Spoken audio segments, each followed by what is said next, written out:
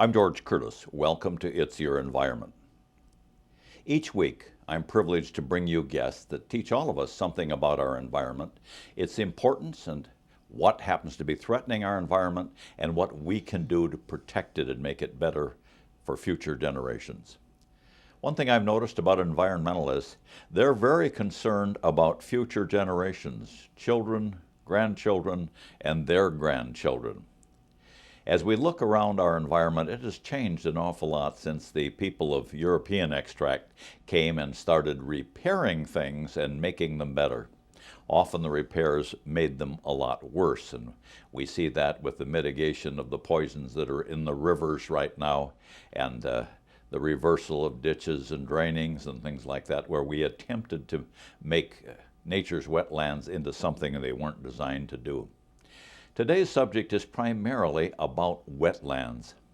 It comes up right now, very timely, because I noticed an article in the Oshkosh Northwestern within the last week written by today's guest challenging some environmentally unfriendly legislation signed by Governor Walker dealing with our wetlands. But let's meet our guest. His name is Frank Zuern. Welcome to the show. Thank you. Good to be here. Well, it's great to have you here. I want you to tell our audience just a little bit about you. I know that you were born in the Dunbar area in 1927. You've been a career teacher, a writer, an environmentalist, a carver, a birder, and you love the out of doors. And of course, one thing that we will always know you for in the Oshkosh area is your instrumentation of getting Sullivan's Woods as a property that belongs to all of us right now. Tell us what got you so interested in the out of doors as a young person, Frank. Well, as a youngster, why being out of doors was entertaining. I remember some summer evenings we'd let a mosquito fill up on blood, and then we swat him to see it splatter, you know. But one thing, I guess, is an environmental lesson. My uncle had a mixed hound dog, I guess, a Heinz variety, and there was a woodchuck that would eat in his clover field, and the dog would chase that woodchuck, and the woodchuck would run and dive in his hole. Kind of like a cowardly thing, I guess you might say. But one day the dog caught the woodchuck, and I can see it in my eyes today. He caught that woodchuck, and the woodchuck was up against a bank, and he had no place to run. And he reared up his hind legs, and that dog didn't come another step closer. So I think that's what we've got to do about what's happening to our attack upon our wetlands. We've got to show the people of Wisconsin, the legislature, and our dear governor that we're not possums, and we're not going to roll over and play dead. We're badgers, by doggone it, and we're going to rear up like that groundhog and fight back. Why are wetlands important? Well, wetlands are very important because, first of all, they store the surplus water, and then they meter it out slowly into the streams and maintain life downstream. And so then they filter the water also. So they soften the impact of a drought because they've stored it, and like a sponge they meter it out. And then they soften the great storm because then they absorb the water of the great storm instead of letting it run away and damage the farms and the villages downstream. We're very blessed with wetlands in the state of Wisconsin. How did they develop, and how much time did it take? Well, the wetlands go back at least 10,000 years, maybe to 15,000 years, when the glacier slowly melted. So it took nature about 10,000 years to form and perfect a wetland. And we ought not to be messing with what Mother Nature did, just because we can kind of go in there and do something with it. Improve it, let's say, or drain it or fill it. And we can do that. Doesn't mean that we ought to. Well, we have some famous wetlands in the state of Wisconsin. I'm sure you're familiar with more of them than I am, but I've read a lot about the history of Horican Marsh and all of the things we tried to do that failed with Horican Marsh, and now we're kind of letting it go back to what Mother Nature did 10,000 years ago. But we have the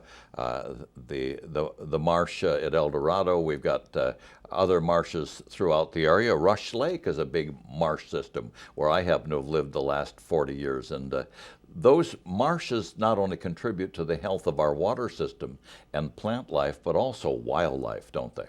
Yes. A marsh is going to harbor safely migrating birds, so ducks, geese, northern phalaropes, redwings, and yellow-headed blackbirds migrate through here, and so that's a food source for them. Like a golden-eyed duck comes through but doesn't nest here, and it'll nest way in the Arctic. But to have stopping over a cupboard to replenish its body fat so it can make those long journeys, that's a life-giving sustenance. The marsh is a life-giving sustenance. And I know, Frank, that you're a student of birds, and we just have some of the species that you have carved that our audience can see along with this film today. Why don't you pick up just one of your carvings that you're particularly proud of and explain the significance of it? Well, I'm quite happy about this one. Of course, all the bird watchers and waterfowl people know that it's a canvasback, and that's a nice bird to observe and watch as it lands and rests and migrates through here in the Winnebago Pool, and it does nest in some of the areas around here. And that's a copy of an antique decoy that was made by a carver on the north shore of Lake Budimore about 1900. So I take classes, and the class teacher helps me with that.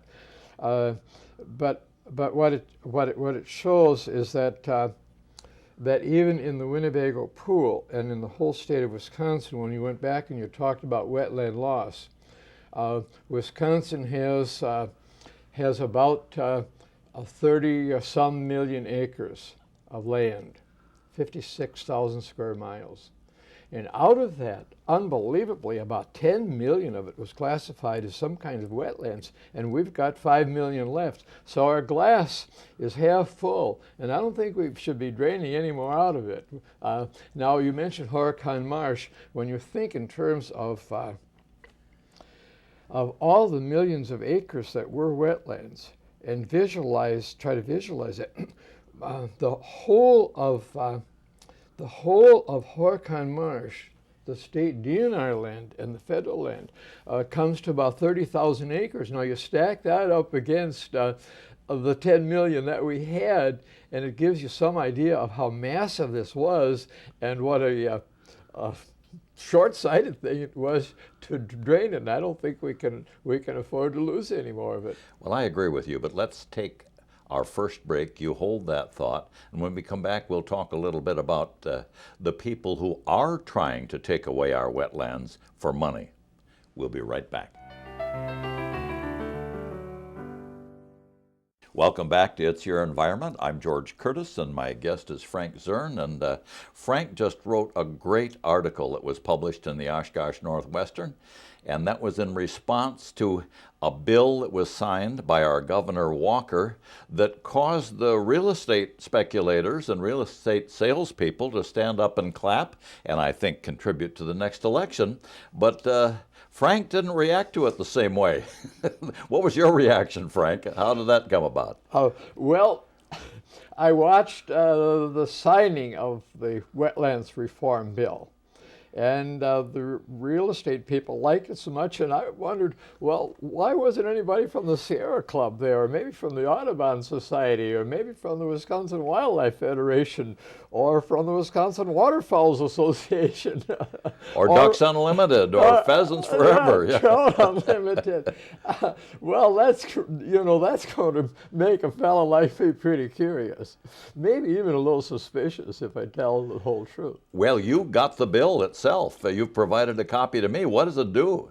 First of all, I want to go back a little bit, and I listened to weather signs, and then I carved this bluegill over here, and I was looking at him a day or so after I saw Governor Walker's presentation and signing, and doggone it, he looked pretty grumpy there, and so that was a pretty good sign for me. So I got a copy of the Wetlands bill from Governor Hintz. No, I'm sorry, Representative Hintz. Maybe he should have been the governor, but that's a Freudian slip.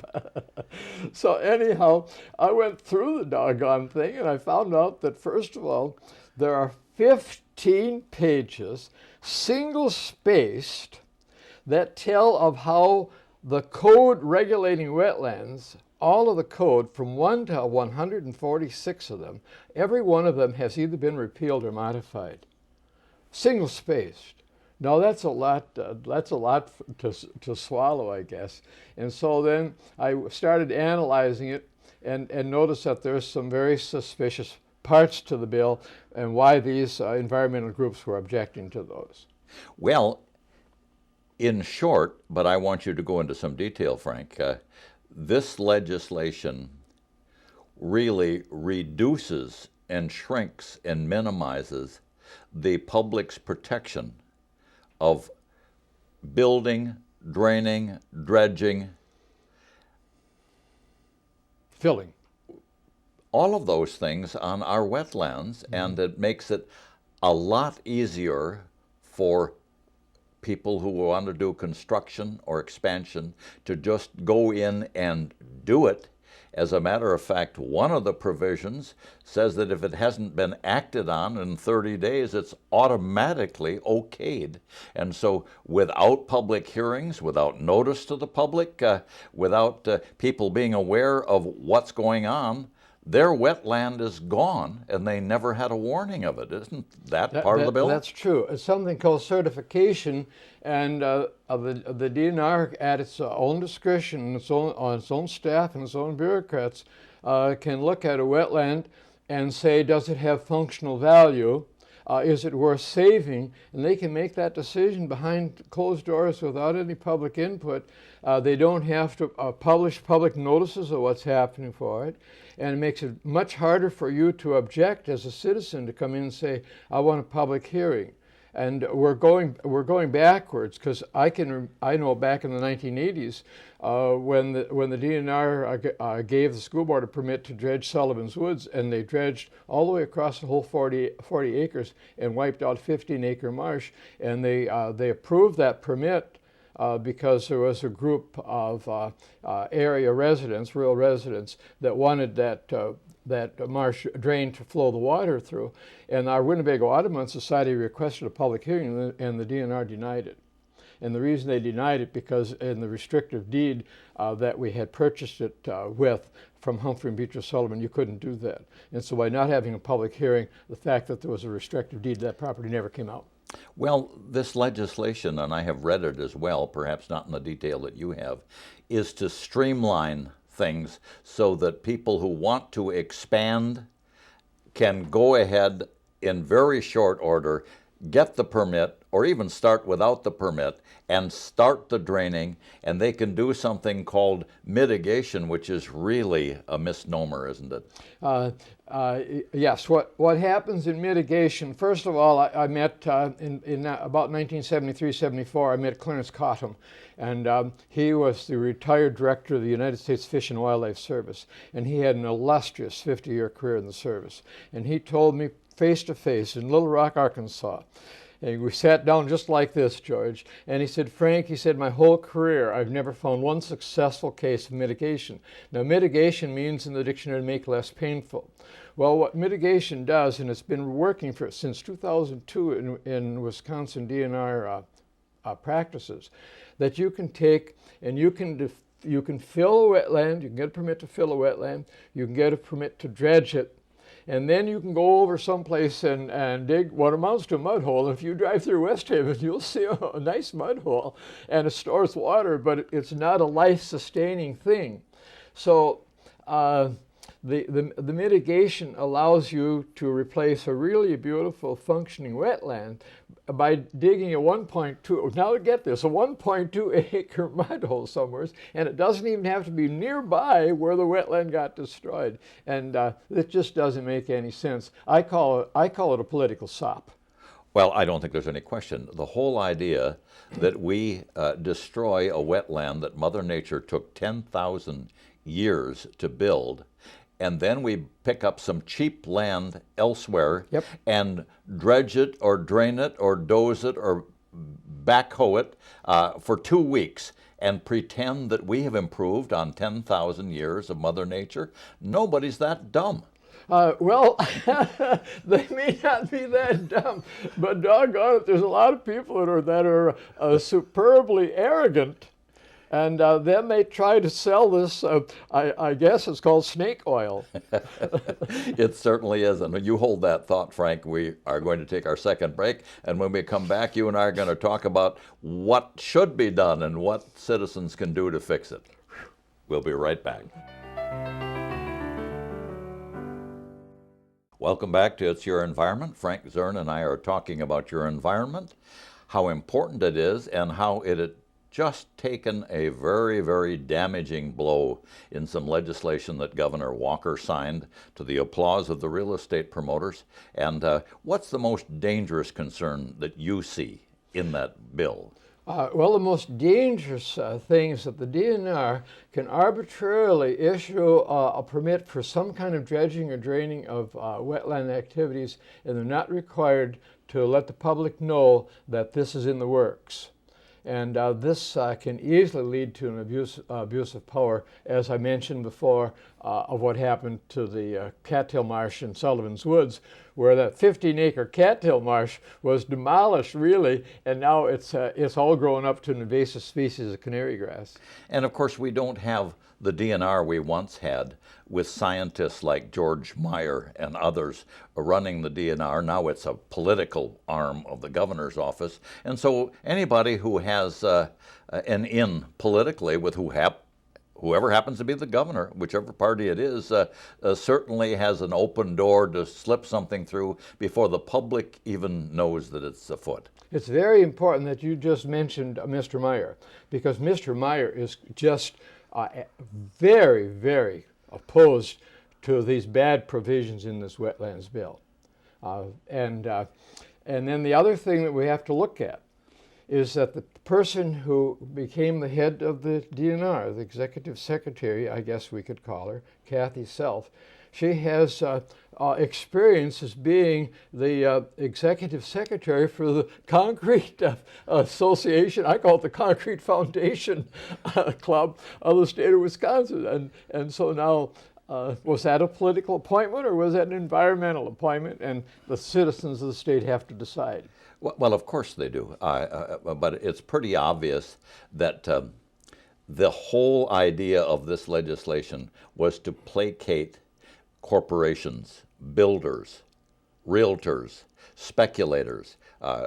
Back a couple of years ago, the same group tried to promote not only the stopping of the stewardship fund and the purchase of this land for all of the citizens, but to actually break it up and turn that land over to speculators for profit. As I often say on this show, follow the money. And of course, the people who are in favor of taking away these protections for the public trust, the public land, the public waters and things like that, are very interested in making profit on streamlining their ability to take our resources and make money on them. That's correct. The groups that are giving so much money to one side all the time, I think the ratio is like $20 to every $1 for the other side. Now, there's going to be a payback. you'd have to be, I guess, maybe living on Mars or some other planet other than planet Earth to believe that there wouldn't be a payback.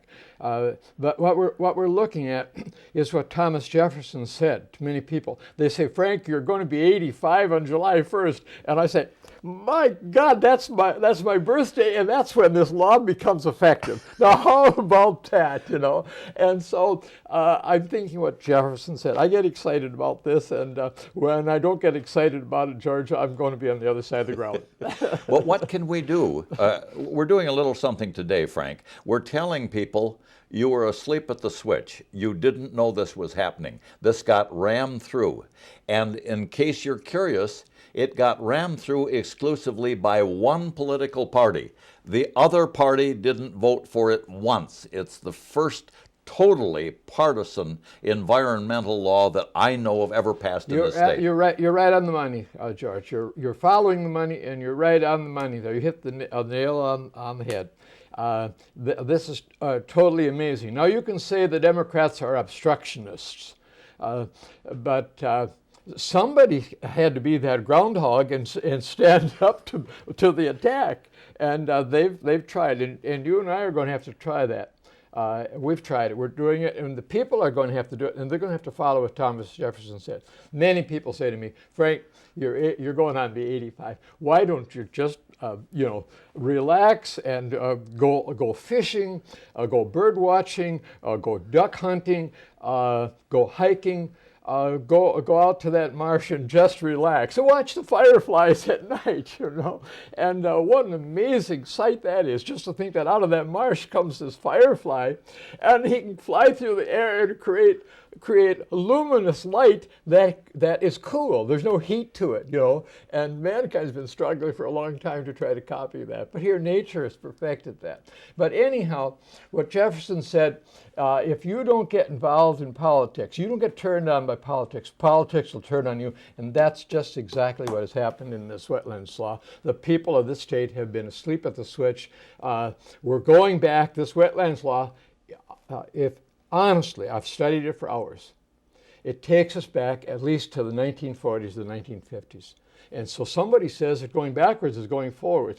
I drove a tractor as a farm kid, and I know the difference between going backward and forward on a tractor. I don't have to have somebody on TV telling me that. I hope most of the citizens of Wisconsin will realize that you don't need to be told when you're going backward, when you're going forward. I hope that the people who see this show recognize that something very, very important has been stolen from them, from their children, from their grandchildren forever, and we have got to see what we can do to reverse it. You've got to let your voice be heard. This is a wetlands heritage. Now, this does not belong to the Wisconsin Manufacturers and Commerce Association. Doesn't belong to the realtors group. Doesn't belong to the developers. It belongs to all the citizens of the state of Wisconsin. And I want to maybe finish with one story.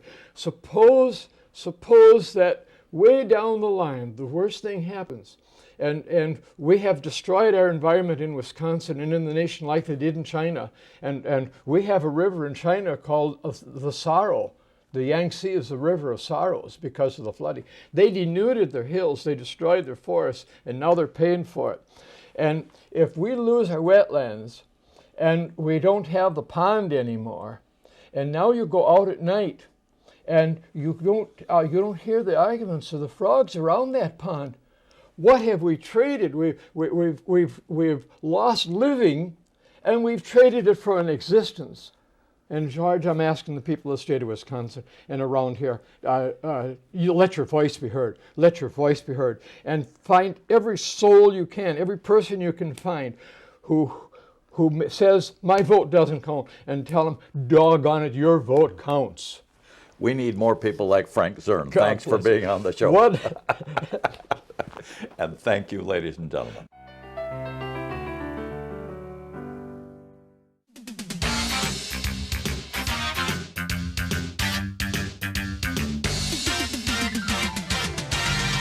That's telling them, Frank. It took 10,000 years since the glaciers to build these wetlands. Over half of them have been lost already. Act 118 makes it awfully easy for the rest of them to disappear and be mitigated with 1.2 acres of a man-made mud hole to replace a 10,000-year wetland. It just doesn't pass the smell test. Thanks, Frank, for telling the people about it. You folks, it's up to you and me to stop this and reverse it. That's my opinion. I'm George Curtis.